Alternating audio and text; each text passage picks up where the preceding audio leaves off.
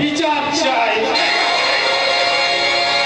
Reporter বিপ্লব মুখার্জি তার লিখনির অস্ত্র দিয়ে এই এমএলএ ভুজঙ্গনাকে উঁচু মাথাটা মাটিতে নামাতে চাইছে। তার আগে লিখনির অস্ত্রকে আমি ভোতা করে দেবো। ওদিকে নতুন একটা ইনকাম ট্যাক্স অফিসার স্বরূপ সেন্নাল অত্যাধিক ক্ষমতা অপব্যবহার করতে শুরু করেছে। নোট বাতিলের সময় আমার অ্যাকাউন্টে যে বেহিসাবি কালো টাকা জমা পড়েছে সে তার হিসাব চেয়ে পালিয়েছে। দেব দেব দেব সব হিসাব আমি পাই টু পাই বুঝিয়ে দেব। আর বুঝিয়ে দেবো বলেই তো প্রতি কৌশলে আমি এখানে ডেকে পাঠিয়েছি। এটাই আমার সরল অঙ্ক, সরল মনে সমঝে নেই তো ভালো, নইলে ইনকাম ট্যাক্স অফিসার ওই স্বরূপ সেন্নালকে আমি আমার হাতে ছেড়ে দাও না, আমি ওকে ঠিক সাইজ করে দেব।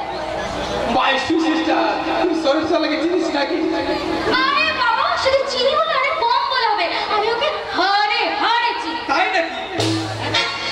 হ্যাঁ দাদা স্যার, আমাকে কলেজে পড়তো। ও আমার পেছনে এত গুড়গুড় গুড়গুড় করতো, কিন্তু আমি ওকে একদম পাত্তা দিতাম না। ভুল করছিস সিস্টার, সেদিন মহা ভুল করেছিস। সেদিন তুই ওকে পাত্তা দিতিস, তাহলে তোর এই দাদা শোনাকে ওর টেনশন গুলো হজম করতে হতো না।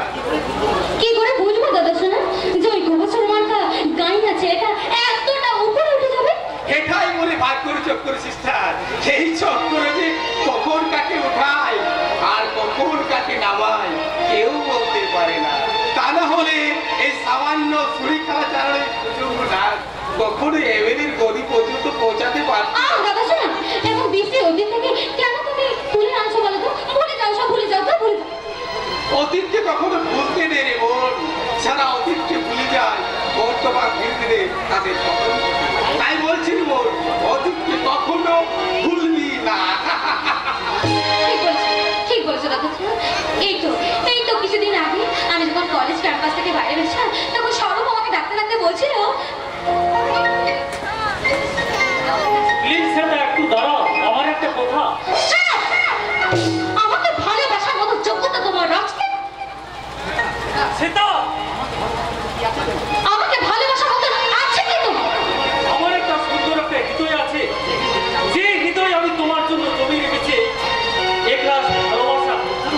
শুধু ভালোবাসা দিয়ে বাসা করা যায় না, শুধু তার জন্য চাই অনেক অনেক টাকা। আমি তোমার জন্য দিন রাত এক করে অনেক টাকা উপার্জন করবো সেটা। হ্যাঁ, আমার দাদা শোনা রাজপ্রাসাদ থেকে তুলে নিয়ে এসে তুমি কোথায় রাখবে? তোমার সেই ওই মাটি কুড়ে ঘরে? তুমি পাশে থাকলে সেই মাটির কুড়ে ঘরে আমি সুখের রাজপ্রাসাদ গড়ে তুলবো সেটা। বাস্তবে তা হয় না, স্বরূপটা হয় না।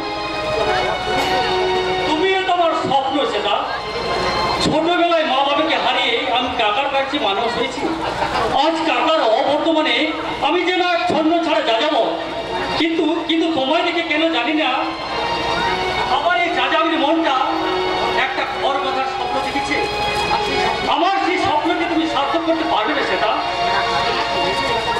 ছেড়া কাকা শুয়ে রাজা হওয়ার স্বপ্ন দেখো না স্বরূপ। কোটিপতি একমাত্র বোন, এই সেটাকে ভালোবাসার মতো কি আছে তোমার? সেদিন যেদিন তুমি যেদিন সাকসেস পাবে, যেদিন তোমার কাছে অনেক টাকা পয়সা থাকবে, সেদিন তুমি আমার কাছে সামনে এসে দাঁড়াবে। আমি তোকে বলবো, I love you, I love you. মানে ঠিক আজকের দিনের মতো আমি তোমাকে বলবো, I hate you, I hate you, I hate you.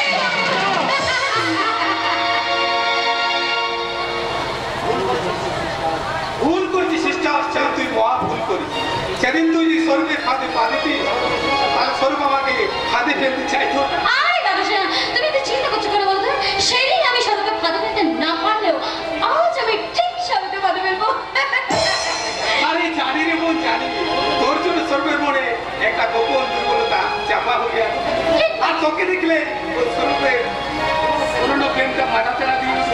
আর সেই সুযোগে গোপন জায়গাটায় খোঁচা দিয়ে ওকে তুই ঘায়ল করে নিজে বসে করে নিবি, তাই না? ঠিক বলেছো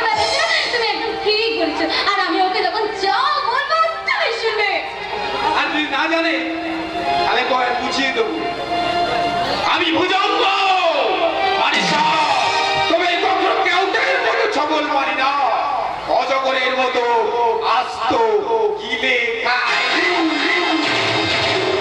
শিকারের আয়োজন না বুঝে কিনতে গেলে অজগরকে পেট ফেটে মরতে হয় মিস্টার না। আরে আসুন আসুন সেনাল, এতক্ষণ তো আমি আপনাদের কথাই ভাবছিলাম নাকি সেনাল? আরে রাজসোনা, আপনি কি বলে কেন সড়ককে তুমি দূরে ঠেলে দিতে চাইছো? অ্যাকচুয়ালি কি বলতো, ও আমার খুব কাছের মানুষ। আই মিন, ও আমার বয়ফ্রেন্ড। হাইয়ে মানে তোরা বয়ফ্রেন্ড বলছিস, তোদের মধ্যে কি কোনো প্রেম? হ্যাঁ রাজসোনা, আমাদের তো সে কলেজ লাইফ থেকে ফ্রেন্ড। আর সরব তো, আর সরব আমাকে খুব ভালোবাসে। আপনার ধারণা ভুল ম্যাডাম, কারণ কোটিপতির একমাত্র মেয়েকে ভালোবাসার কোনো যোগ্যতা আমার নেই। আর যোগ্যতা কোনো দরকার নেই ভাইয়া, একটা রয়্যাল এনফিল্ড গাড়ি আর সামান্য টাকা আর সুন্দর হৃদয় থাকলেই তো হয়ে যায় নাকি ভাইয়া? হৃদয়হীনা কি হৃদয়ের মর্ম বুঝেছে? কাজের কোথায় আসি শুনুন মিস্টার না, নোট বাতিলের সময় আপনার অ্যাকাউন্টগুলোতে প্রায় বেআইনিভাবে 4 কোটি 80 লক্ষ টাকা পুরনো নোট জমা পড়ে গেছে। সেই টাকার আয়ের উৎস কি এবং কত টাকা আপনি ট্যাক্স ফাঁকি দিয়েছেন, কাইন্ডলি তার হিসেবটা দিলে আমি খুশি হব। তোমাকে খুশি করাই তো আমার কর্তব্য ভাইয়া, তাই হিসেবে মোটা অঙ্কের টাকা আমরা তোমার অ্যাকাউন্টে ট্রান্সফার করব। What? আর তার জন্য কোন ফাইলটা কোন টেবিলে চালান করতে হবে সেই সাজেশনটাও কিন্তু আমি দেব। রাজসোনা, আরে বাবা, বাড়িটাও দেখছি একদম অফিস করে রেখেছো। আরে বাবা, সরব আমাদের বাড়িতে প্রথম এলো, ওকে একটু আদর আপ্যায়ন করবে, তা নয়?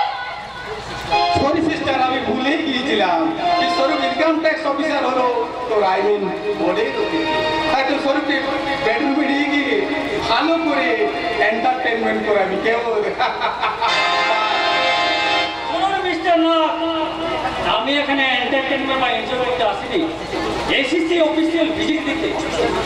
অফিসিয়াল নয় সরব, আজ আমাকে পার্সোনাল এসো এসো। আমার হাতে ছেড়ে দাও না। আরে ডার্লিং, ধরবো বলে তো ছাড়িনি। যেদিন যেদিন আমি তোকে বলেছিলাম না, যেদিন তুমি উপযুক্ত হয়ে যাবে আমার, সেদিন আমি তোমায় বলবো আই লাভ ইউ। তাই তার জন্য বলছি আই লাভ ইউ সরব, I love you, I love you, I love you. আর যেসব ধান্দাবাজি মেয়েরা স্বার্থের লোভে মেকি ভালোবাসার নাটক করে, তাদেরকে আমি এইভাবে বলি I hate you, I hate you. এ জীবন মধুর করে রাখো শুধু, করোনা তো তখন যায়। আছি আমি, হাসতে না পারি না। এ জীবন মধুর করে রাখো শুধু, করোনা তো তখন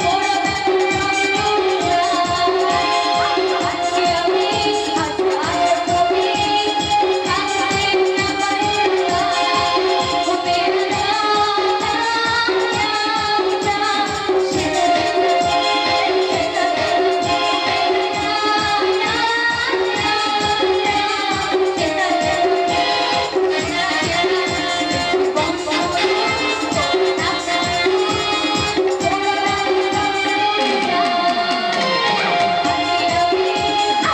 না।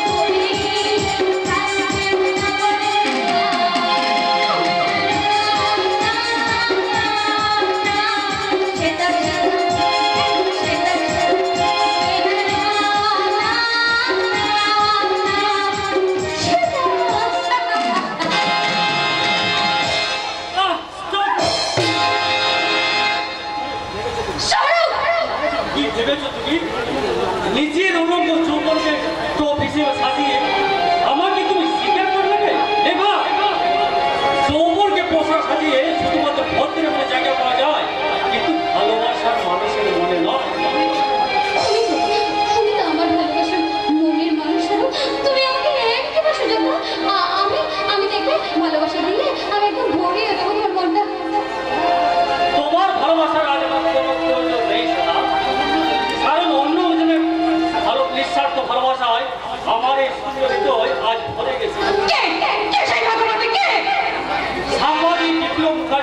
একমাত্র বোন সরকার, এবং খুব শীঘ্রই তাকে আমি বিয়ে করবো।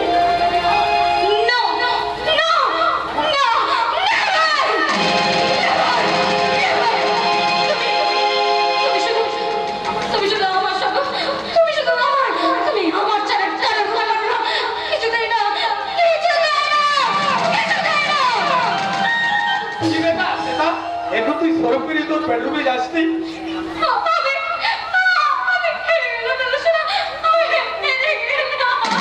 কি বলছিস? কাঁদছিস কেন?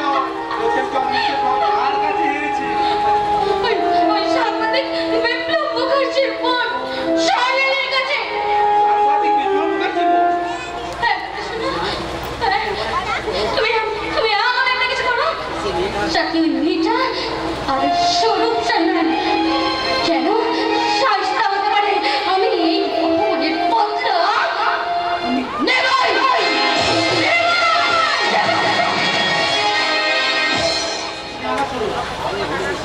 আমিও ভুলে গেছি সিস্টার। সাংবাদিক রিপোর্টার বিপ্লব মুখার্জি আমার বিরুদ্ধে কলম ধরেছে। ওই অহংকারী ইনকাম ট্যাক্স অফিসার স্বরূপ সান্যাল আমার গোপন ফাইলগুলোকে রিওপেন করতে শুরু করেছে। অদ্ভুত ভাবে ওদের দুজনের দুর্বল জায়গা হলো স্বর্ণালী। কাজে আমি ওদের দুর্বল জায়গাতে আঘাত দেব না। আমি এক ঢিলে তিনটি পাখি শিকার করবো। তিনটি পাখি।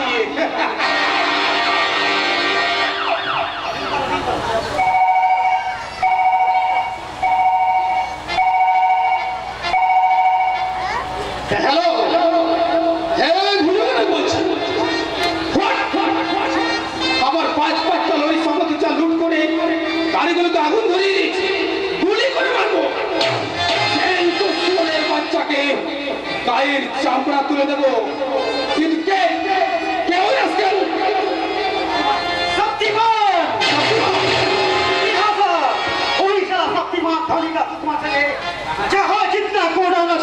সব মাল লুট করে অনেক পিছন বিলি করিয়ে দিচ্ছে।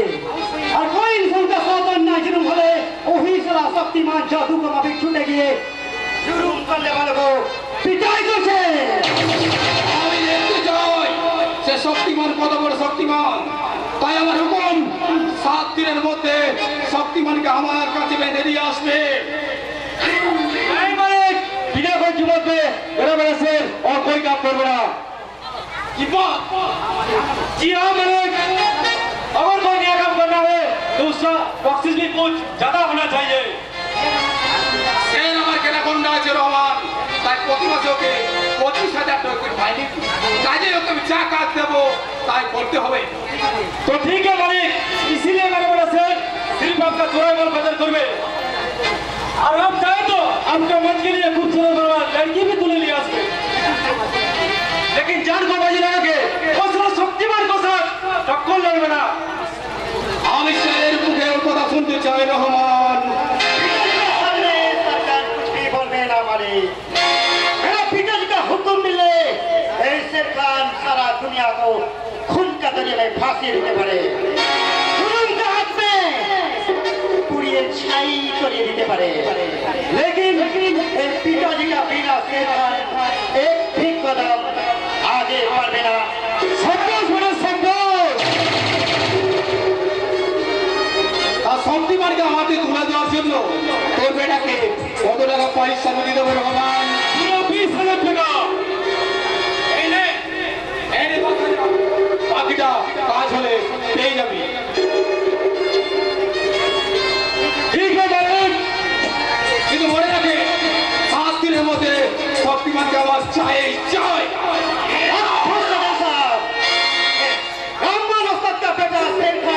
कभी रुपया आपस करे ना। अब सोचे दिन आपका काम पूरा हो गया। उसके साथ आवाज करो भगवान मालिक। और सुनो सुनो के बच्चे विप्लव मुखर्जी आपका नाम पे उल्टा सीधा रिपोर्ट लिखे। आप चाहे तो उसका बहुत भी रिपोर्ट लिख दे मेरा बेटा सब না রহমান, ওই রিপোর্টার বিপ্লব মুখার্জির সমস্ত যোগ্য যুবক শখ আমার পোষা হয়ে গেছে। तो ठीक है मालिक, बेटा सर जी पिताजी, सारी दुनिया ढूंढ के 7 दिन के अंदर वो शक्तिमान को यहाँ हाजिर करना चाहिए। याद रखना बेटा, तू शेर का बड़ा है सर, और शेर का बात और काम एक होता बेटा, एक होता है एक। याद रहेगा पिताजी, और उसका साथ वही फूलवाली को हमें छोड़े ना। फूलवाली वही सारा फूलवाली हमारे नामे झूठा इल्जाम लगे थे, इसीलिए वही फूलवाली का साथ हमें थोड़ा खाना पीना का खेला তার আগে তো লোক আপনি নিয়ে গিয়ে হাত পা ভেঙে তোর রেল আমি গুছিয়ে দেবো আজকে। তোর রেল কাঞ্চু তুই আমি এই ফলাসটাকে তোমার সাব ইন্সপেক্টর হয়ে জয়েন করার পরে মুহূর্তে তোমার কুকীর্তির সম্বন্ধে যেসব রিপোর্ট আমি জানতে পারলাম তাতে মনে হচ্ছে তোমার সাথে আমার সম্পর্কের সেতুবোধ হয় বেশি দিন স্থায়ী হবে না। দুদিনের অফিসার হয়ে খুব যে পুলিশের মেজাজ দেখাচ্ছিস রে, তুই তো জানিস না তোর ইন্টারভিউ জন্য চাকরিটা হয়নি, যথেষ্ট আমাকে সুপারিশ করতে হয়েছে। তোমার সুপারিশ আমি এই অফিসার হয়েছে বলে ভেবো না দাদা, আমার আইন তোমার কেনা গোলাম হয়ে থাকবে। এমএলএ লেভেলে জনগণের জীবন নিয়ে তুমি রাজনীতির ছোঁয়া খেলায় মেতেছো, ইসলামী রাজ চোরাচালানের মতো ব্যবসা করে এই সভ্য সমাজটাকে তুমি নরক বানাতে চলেছো। আর তোমারই সাহসে সাহস হয়ে এসের ফের দিনে দুপুরে পথে ঘাটে নারীদের সম্ভ্রমানি করতে উদ্যত হয়। এইসব অভিযোগ সব মিথ্যে। মিথ্যে কি সত্যি তা প্রমাণ করতে শেরখান আমি এখনই অ্যারেস্ট করলাম। ये मामूली हेलीकॉप्टर शेर खान को बंदी बनाते थे बेटा। अरे मिस्टर, आपने जो ये सब अपना भाई ना होते ना, तो इसी बात सामने के हमें और माता আমি ছাতু করে দেবো। চল চল বলছি। इसका अंजाम बहुत ही खतरनाक होगा इंस्पेक्टर। याद रखियो, मैं इस इलाका का शेर हूँ। আমি এলাকার সাব ইন্সপেক্টর, আর একটা সেনেটে একজন সাব ইন্সপেক্টর তোকে আমি এখনই থানা নিয়ে চললাম। আর একজন সাব ইন্সপেক্টর, একজন ইন্সপেক্টরের ক্ষমতা যে অনেক বেশি সেটা তোমাকে মানতে হবে মিস্টার না। স্যার ওকে ছেড়ে দাও।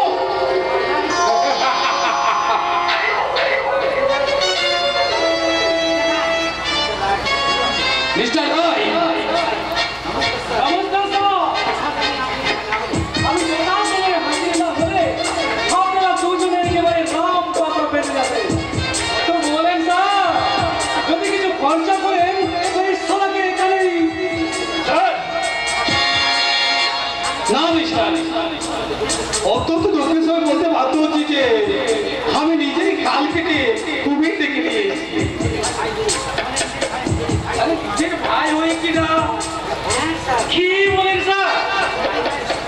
একই মায়ের পেটের সন্তান, একজন শের আর একজন শিয়াল হয়ে কি করে?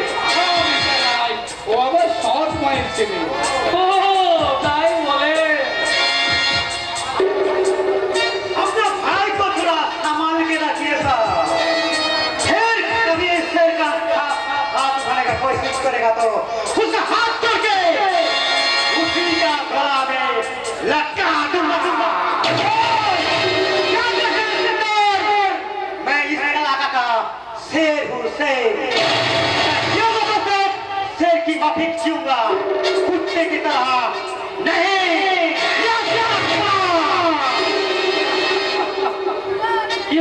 কি হলো মিস্টার নাগ, রাগটা এবার কমেছে তো? ঠিক আছে, আমার ভাবতে বড্ড কষ্ট হচ্ছে যে আপনি একজন পুলিশ অফিসার।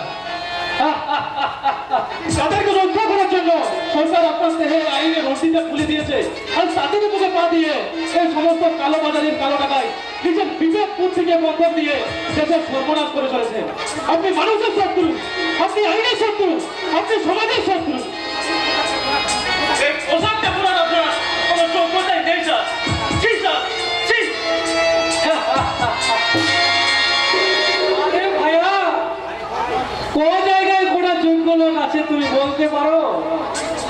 আমার যদি যোগ্যতা থাকতো তাহলে 10 লাখ টাকা ঘুষ দিয়ে এই পুলিশের চাকরিটা কি কিনতে হতো?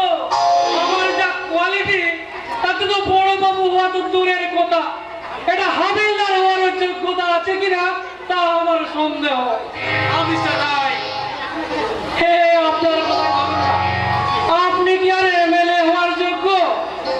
আপনার যা কোয়ালিটি তাতে মনে হয় শুনিতে নয় মাল বেচাই আপনাকে মানায়। Sorry sir. মন্ত্রী কমিশন পকেটে নিয়ে তাকে তেল দিয়ে ঘুমোচ্ছে। ওদিকে আমার 5টা লরি চাল সমস্ত লুট হয়ে গেল, সে খবর রেখেছেন? আপনার ভোগে না থাকলে আমি কি করব স্যার? তার মানে স্কুলের বাচ্চাদের মিড ডে মিলের জন্য আসা চাল আপনি গোপনে বিক্রি করতে চেয়েছিলেন, কিন্তু ভগবান বলে কেউ তো আছে স্যার, তাই তো চোরের মাল আপনার পট পার হয়ে গেল। তবে আপনি ভাববেন না স্যার, এই 3 দিনের মধ্যে আপনার ওই পাটপাড়ির চুরির মাল আপনার সামনে আমি হাজির করে দেব। কিন্তু বুঝেছি, এর জন্য আপনার কত টাকা বক্সি দিতে হবে?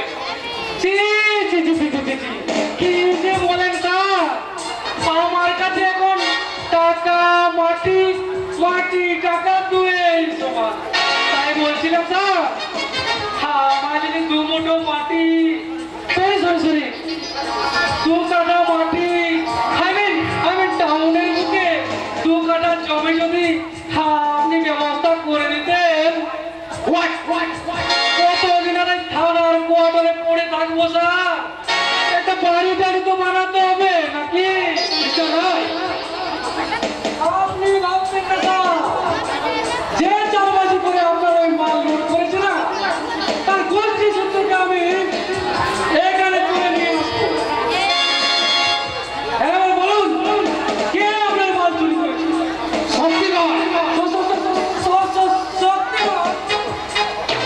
একই মাটিতে মনে পড়লেন কেন?